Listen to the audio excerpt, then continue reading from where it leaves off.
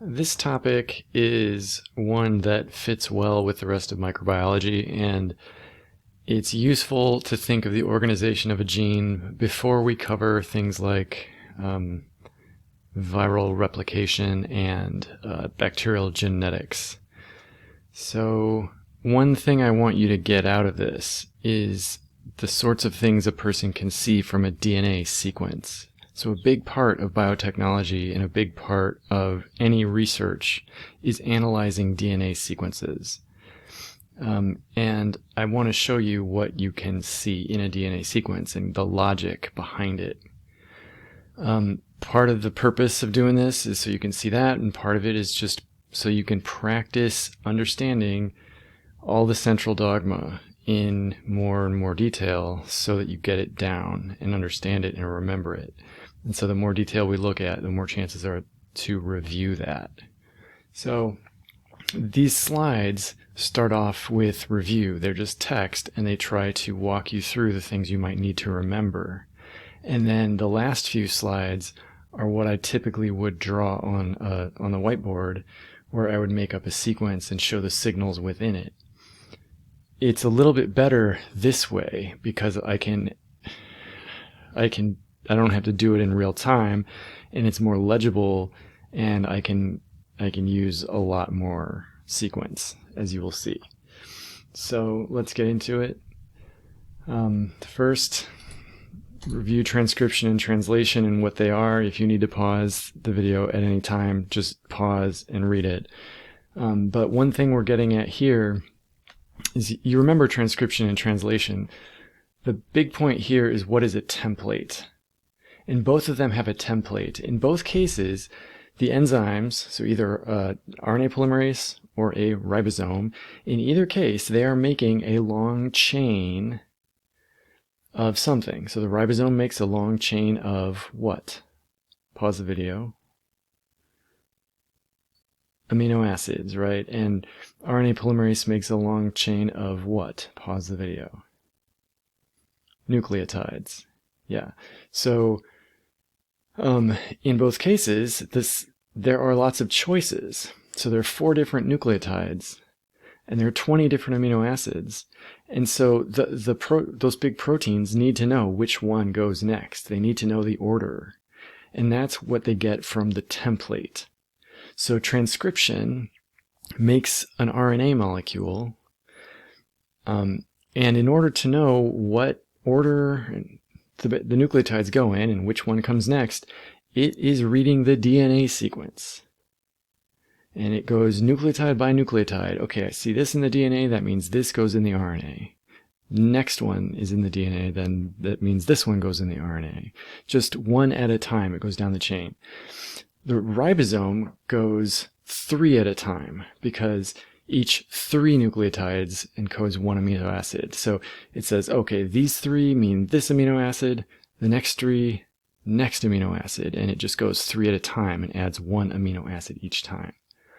And so the template for translation is the messenger RNA that has those 3 nucleotide combinations, but you could also find those same nucleotides on the DNA, because the DNA encodes everything.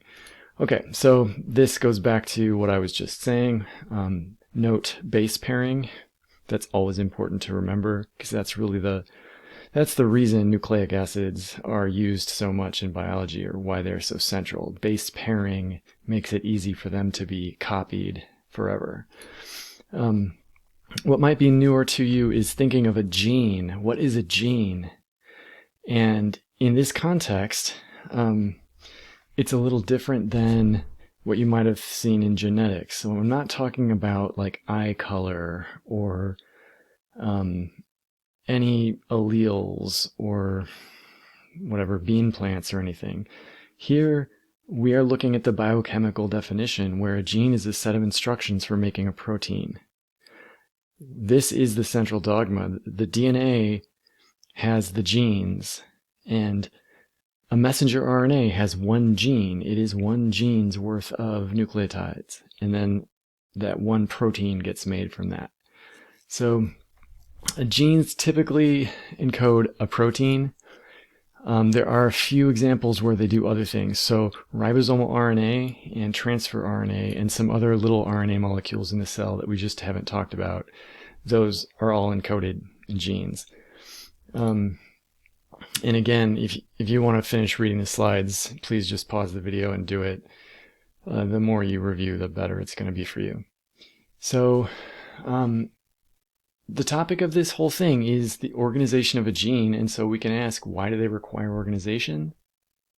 Well, my take on it is that RNA polymerase and ribosomes are dumb. They are insanely complex molecular machines that can do things with incredible precision at a speed that we cannot even understand.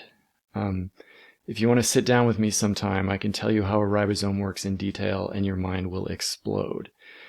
But they don't remember anything and they can't learn anything.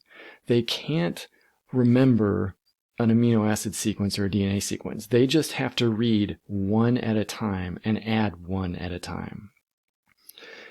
Likewise, they have no way of knowing when to start and stop. They can't look at the DNA and just remember, oh, I'm supposed to go over there now. No, they need signals on the DNA or on the RNA that tell them what to do next. And so the organization of a gene, this topic, is showing you what those signals are. And those signals are what we analyze when we look at DNA sequences. So the place we start with this is one example of gene organization. So look at this. This is, I'm actually going to add a little 5'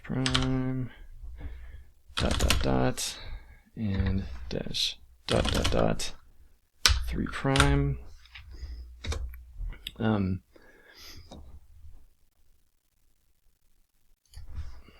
And some of those. Okay. So I modified this a little bit to make it a little more correct.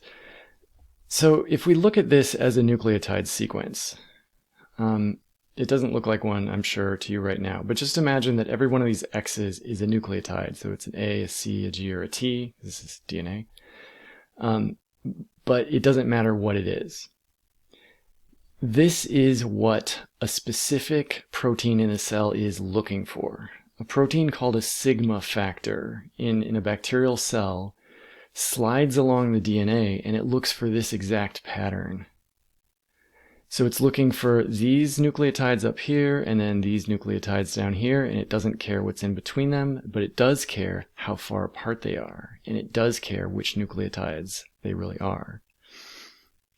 And so the sigma factor is a protein that can read a DNA sequence. It can identify individual nucleotides in the DNA. And this is DNA that is double-stranded and double helix. The sigma factor is just running along the outside of that double helix, and it can tell what the nucleotides are, and it's looking for these. So this is a cool model of DNA in an educational video. And what you're seeing here is the double helix really magnified. On these bluish ones on the outside, these are the phosphate backbone that holds the nucleotides together. And these colorful things on the inside are really the nucleotide bases that have the identity of A and C and T and G. And you can see here, they don't quite touch each other. They're individual molecules that have a weak bond between them.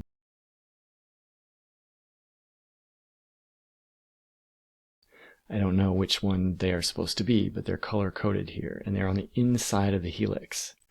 Well, the sigma factor can run along this helix, and it can look for those specific nucleotides. So let's think more about the sigma factor. What is it doing? What is it trying to do? Well, the point of the sigma factor is it's going to identify this sequence, and this sequence is always at the start of a gene. This sequence tells the sigma factor, here is the start of a gene. And the sigma factor will grab RNA polymerase an RNA polymerase now knows where the gene is based on this sequence. In fact, right here, right at the end of this X, this is where the first nucleotide of messenger RNA would go. So this is the very first nucleotide of a gene would be just after this X. It's 7 nucleotides away from this right here. And so the sigma factor attaches to the DNA here and it sticks here. And it grabs RNA polymerase. And RNA polymerase attaches to the DNA and starts, and it knows to start right here just because of this sequence. So this is an example of a signal in the DNA. This is an example of the organization of a gene. This is just before a gene starts. And we would say this is upstream of the gene, because the gene, all the coding stuff, all the stuff that will be in a protein starts here. RNA polymerase is going to go this direction. A ribosome would essentially go the same direction. And so this is the upstream direction, and this is what we call the downstream direction, because downstream is the way all of the enzymes go. If you know what transcription initiation factors are in eukaryotic cells, that's basically what a sigma factor is. It's just a little bit simpler. So the way, well, I'll walk you through how it works. I'm going to walk you through all the signals. I'm just going to skip all this text for now. You can go back through it later. But I'll walk you through it in my examples.